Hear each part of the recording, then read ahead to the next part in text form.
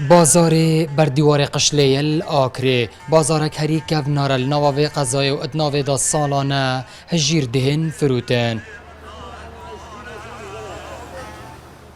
قاسم 3 سالن اتناوا وی بازاری دا هجیرن یحیا بگین رزخو جوتیارن آکرت فروشید به وی آوای او بحثات چی روکا خود گل فروتنا هجیران لناوا وی بازاریت کرد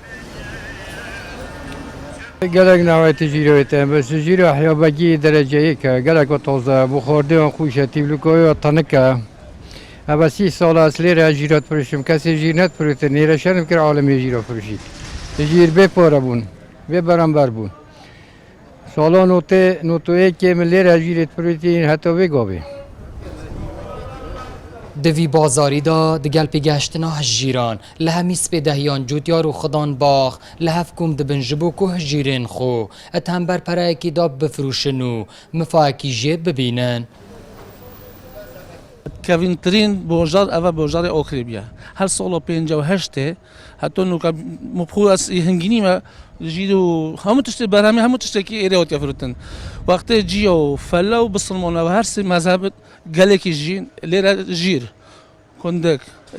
هەموو یعنی مەسەلەن فێقی خد ئێرەتۆ تەفروتن جبرویه که که هجیرل آکره هبونو خواب مفایک باش و یا نیشاندایی بویا لگور گوتنا ریو بریا چاندنه او بر همه سال دیف ساله لآکره دهیت زیده کرن اوکریوب نو دنگ نسبت هجیری کو برهمه که کو خلکی ما مفایکی باش ورگید هم ناحیه خورنه هم ناحیه فروتنه کو پارکی باش کرد گلک خلکی ما دبره های کو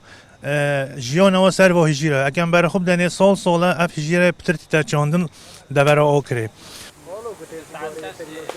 لآکره ادنها دا 1000 دونمین هجیرا چاندین هین روزانه جوتیار بدهان تنین وی برهمی رانه ناو بازار نافخو ناو راستو باشور عراقت کنو هجیرا آکره خدانا ناو دنگیک باشه